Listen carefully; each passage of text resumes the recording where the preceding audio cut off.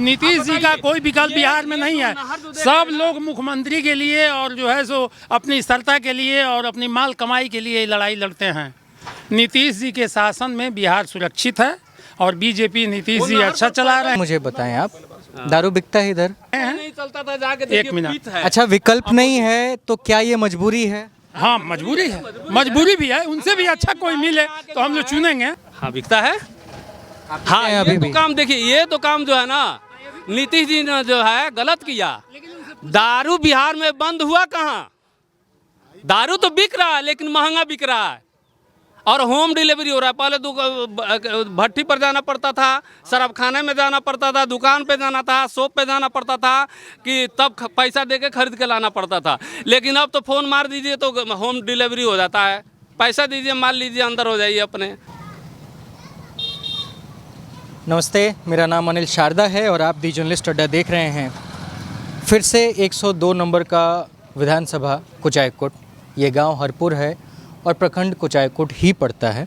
यहाँ से विधायक अमरिंदर कुमार पांडे हैं।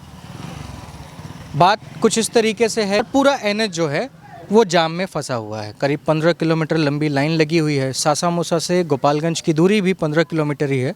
उसके कई गुना पहले से ही हज़ारों ट्रक जो हैं वो रास्ते पे खड़े हैं, क्योंकि गोपालगंज में जो सड़क है, जो एनएच है, वो पूरे तरीके से टूटी हुई है, जिस वजह से गाड़ियों का निकलना बड़ा मुश्किल हो रहा है। तो हम उसके पहले गोपालगंज जाने के लिए बीच रास्ते का चुनाव करके आगे बढ़ रहे थे। तो ये भी रास्ता कोई बहुत ज़्यादा ठीक ठाक नहीं है, बहुत बुरा है। कई जगह गाड़ियों का चेंबर भी लग जा रहा है। तो हमने सोचा कि एक बार यहाँ के लोगों से बातचीत की जाए, जाना जाए कि क्या ये लोग इन सड़कों से खुश हैं, क्या इन्हें अच्छी सड़कें नहीं चाहिए, या फिर अब जब चुनाव है तो क्या ये अपने विधायक से ये सवाल पूछ रहे हैं कि सर आप पिछले 5 साल में क्या किए और क्या अच्छा करेंगे, इसके बारे में कोई मूल्यांकन हो रहा है कि नहीं हो रहा है। तो हम आए, यहाँ पे कुछ लोगों से बातचीत किया। सबके सब पप्पू पांडे विधायक जो हैं, सिटिंग एमएलए जो हैं अभी, उन्हीं के पक्षधर लोग हैं और उन्हीं का चुनाव ये दोबारा से करने जा रहे हैं। लेकिन सवाल मेरा फिर से इनसे यही रहेगा कि सर इन सड़कों से आप खुश हैं? जी, खुश नहीं है, क्योंकि आपके घर के सामने ये सड़क है, बारिश होती होगी, पूरा पानी पानी भर जाता होगा, बच्चों को स्कूल जाने में आने में परेशानी होती होगी।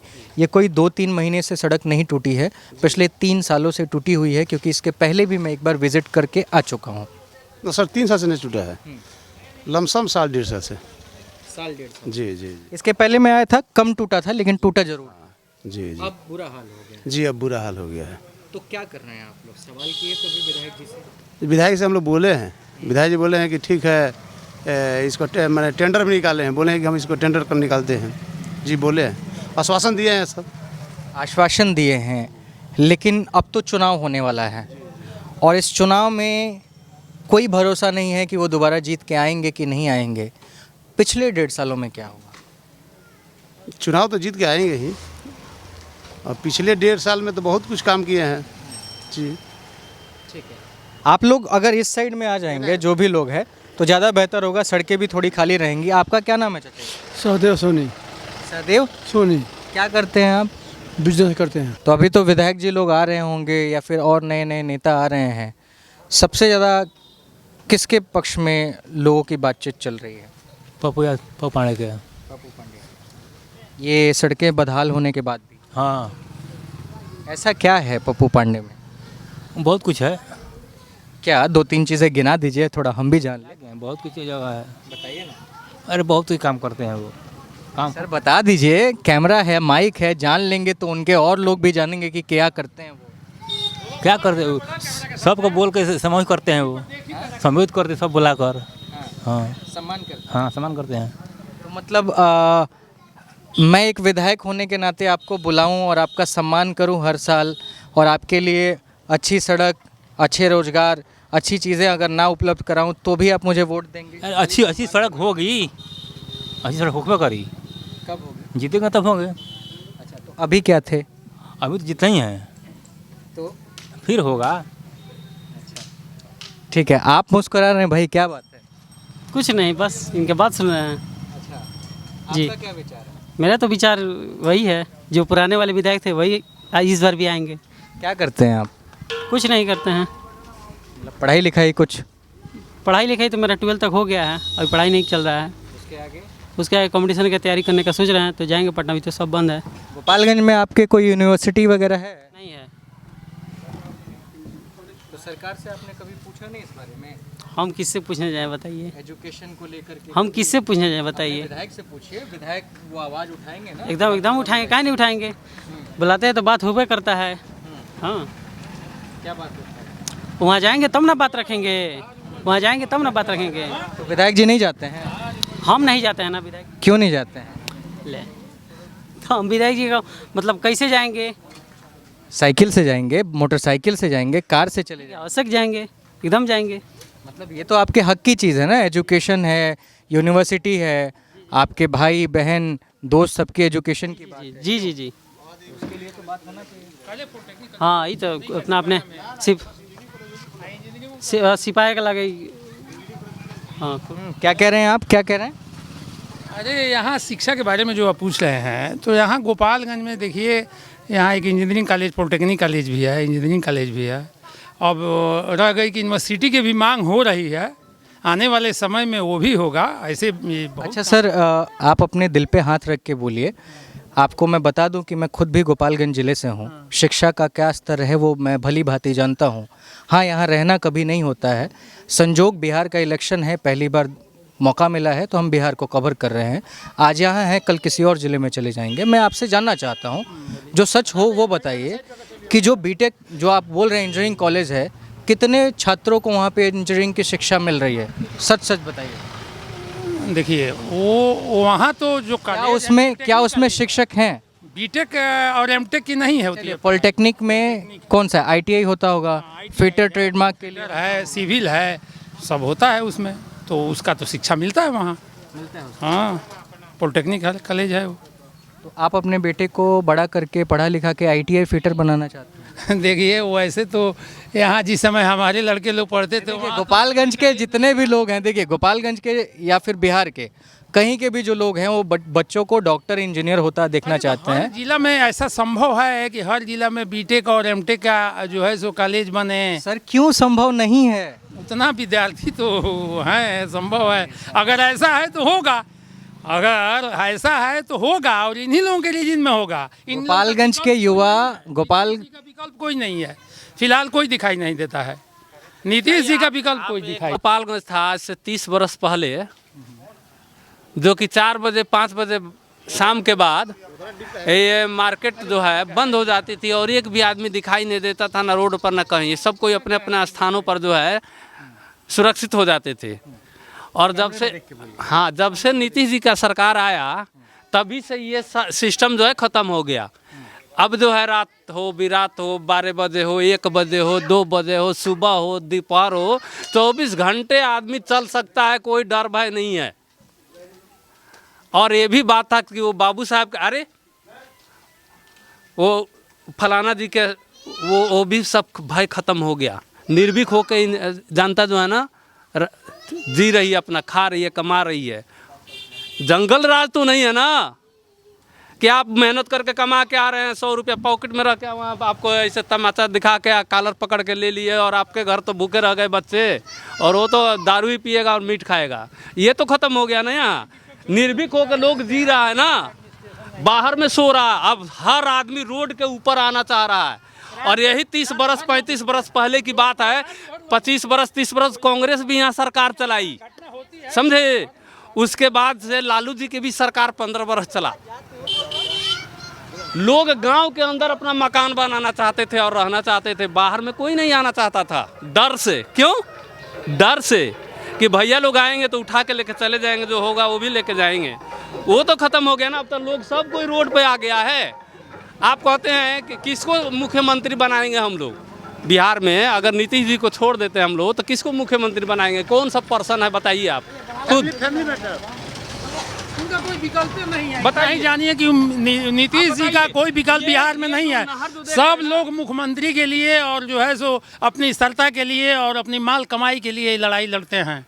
नीतीश जी के शासन में बिहार सुरक्षित है और बीजेपी नीतीश जी अच्छा चला रहे हैं। नहीं चलता था, जाके एक मिनट। अच्छा, विकल्प नहीं है तो क्या ये मजबूरी है? हाँ मजबूरी है, मजबूरी भी है। उनसे भी अच्छा कोई मिले तो हम लोग चुनेंगे, लेकिन फिलहाल तो कोई एक मिनट उनसे भी कोई अच्छा अगर हमको पड़े तो हम चुनेंगे, उनके बारे में सोचेंगे।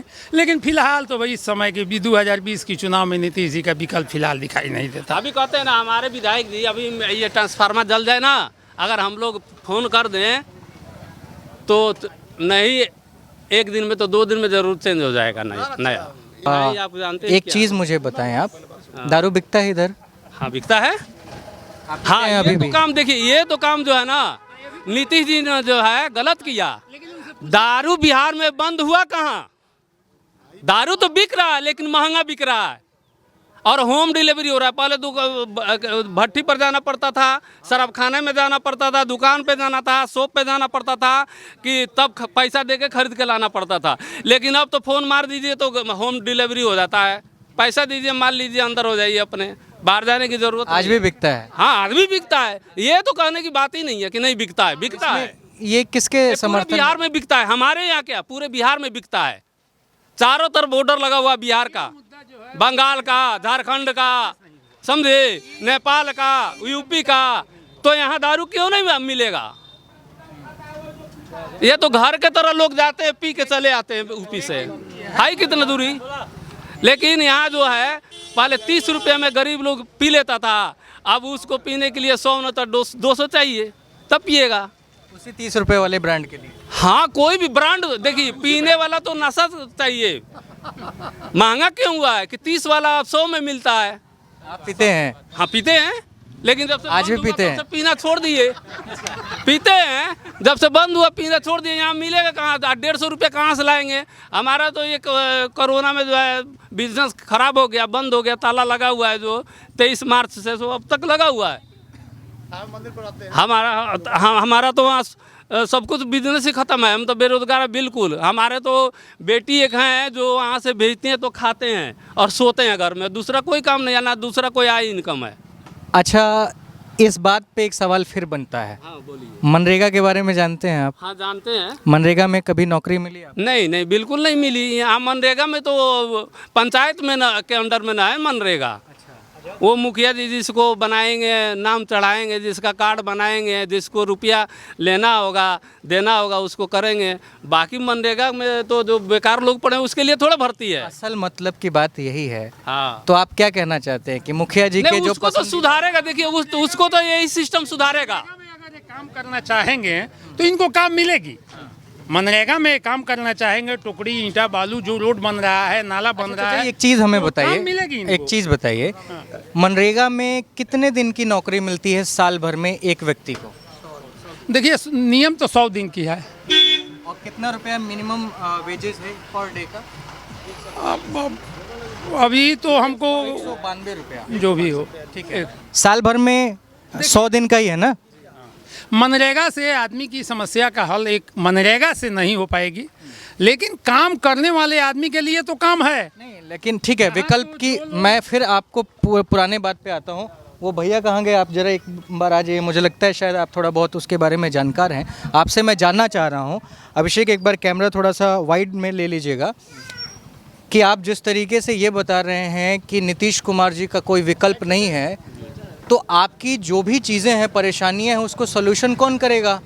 जो नीतीश कुमार जी हैं वही करेंगे ना? हमारे विधायक करेंगे, हाँ, हमारे हम सांसद करेंगे। हम वापस रोजगार के मुद्दे पे आते हैं और आपसे ये जानने की कोशिश करते हैं कि क्या एक व्यक्ति को या फिर इन चाचा को अगर साल भर में 192 रुपये के हिसाब से 100 दिन की नौकरी मिल जाए, यानी कि 19,200 रुपया, क्या आप अपने परिवार और बच्चों को चला पाएंगे?